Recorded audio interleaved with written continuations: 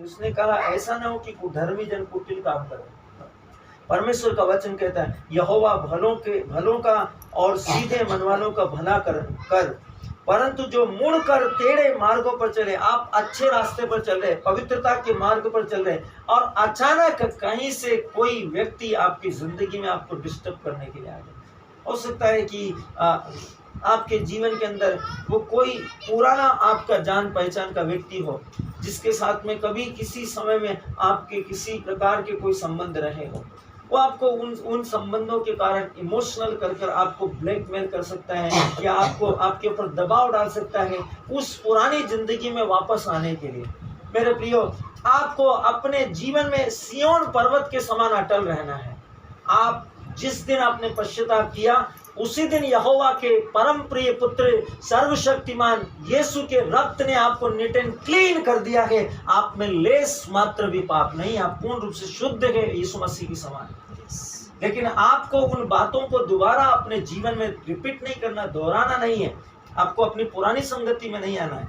यदि कोई आपके पीछे विचरण भी करता है दहाड़ते हुए सिंह के रूप में इस ताक में लगा रहकर कि कोशिश करूंगा तो शायद ये मेरे जाल में फंस जाएगा, नहीं, आपको उसको बोलना है मैं तुझे इसी समय अस्वीकार करता हूँ और वो आपके पास से जाएगा। वचन कहता है याकूब के पत्र में शैतान का सामना करो और वो आपके पास से भाग जाएगा। आपको उसका सामना करना है मेरे प्रियो, उससे डरना और घबराना नहीं है। वचन कहता है परंतु जो मुड़कर टेढ़े मार्गों पर चलता है उनको यहोवा अनर्थकारियों के संग निकाल देगा।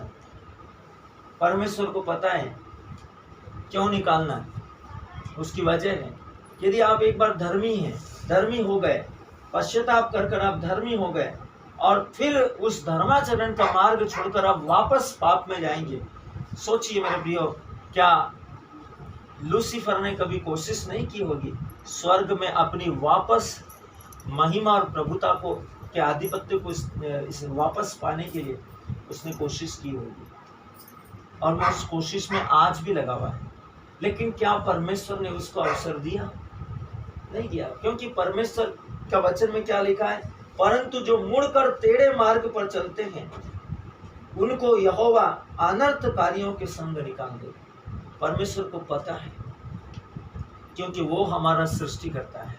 उसको मालूम है हम कब सही मार्ग पर होंगे, कब टेढ़े मार्ग पर चले जाएंगे, उसको पता है। इसलिए वो आपको जब तक अवसर दे रहा है तब तक उस अवसर का लाभ लीजिए मेरे प्रिय। बाद में आपके मेरे पास में अवसर नहीं है, चाहे वो आप हैं, मैं हूँ या कोई भी हो इस विश्व में। जब तक आपके पास में अवसर है, अवसर का लाभ लीजिए। जिस दिन परमेश्वर आपका रचयिता है, सृष्टि करता है, उसने आपका निर्माण किया है। हर सॉफ्टवेयर को वो जानता है कि कितने समय तक चलेगा। आपके कान की कैपेसिटी, आंख की कैपेसिटी, सूंघने की कैपेसिटी, बोलने की, चखने की, चलने फिरने की, धड़कनों की, आपका ब्लड प्रेशर की, आपके दिमाग की, हर एक स्थिति को परमेश्वर जानता है क्योंकि उसने बनाया है, उसको पता है।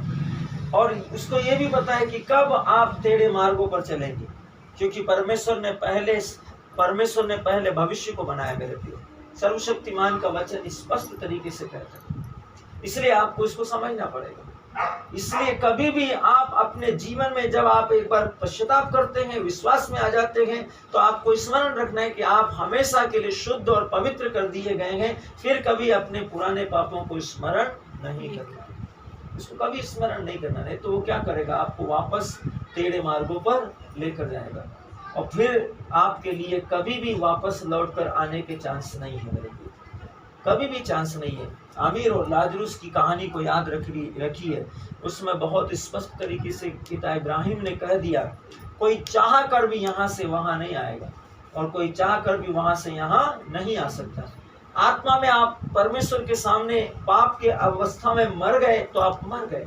सोचिए मेरे प्रियो, आपके लिए परमेश्वर, आपके लिए और मेरे लिए यही अच्छा है कि हम पश्चाताप करें और परमेश्वर के पैराडाइज में सदाकाल की जिंदगी को ग्रहण कर ले, हमेशा की निजात को पाले, उद्धार के अनंत जीवन को ग्रहण कर ले। हम अपनी समझ का सहारा नहीं ले। सोचिए मेरे प्रियो, जब आप पवित्र शास्त्र को पढ़ेंगे, यूदस को क्या मौका नहीं मिला था? यूदस के पास मौका था पेतरुस के समान ही, लेकिन यूदस ने क्या चुना? यूदस ने पश्चाताप चुना।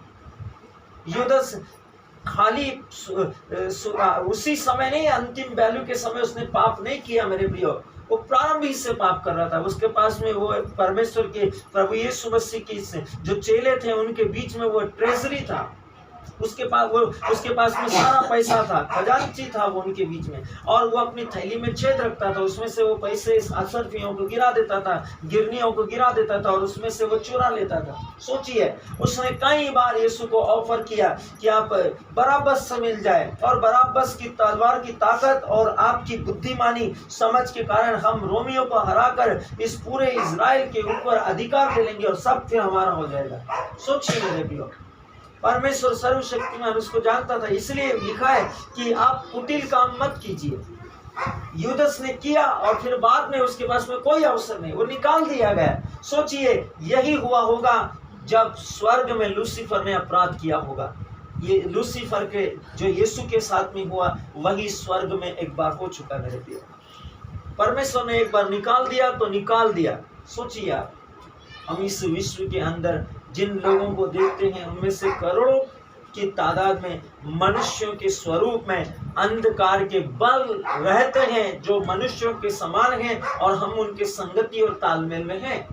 इसलिए आपके लिए परमेश्वर का वचन कहता है, सांप के समान अलर्ट, लोमड़ी के समान चालाक और कबूतर के समान निष्कपट बनो। निरंतर निरंतर निरंतर वचन पर सहभागिता करो, वचन के साथ संगति करो, ताकि आप परिस्थितियों को भाप सके, क्योंकि पवित्र आत्मा ही है जो आपको समझा सकता है, आपको बता सकता है, आपको अलर्ट कर सकता है, आपको रोक सकता है, आपको टोक सकता है, आपको करने के लिए उत्साहित कर सकता है। जब आपसे नहीं बन रहा, वो आपकी आत्मा में, आपकी दुर्बलताओं में आहों और करारों के साथ आपके लिए प्रार्थना कर सकता है, और कोई दूसरा नहीं है। और वो सारी सामर्थ्य सिर्फ वचन से आपके जीवन में आ सकती है।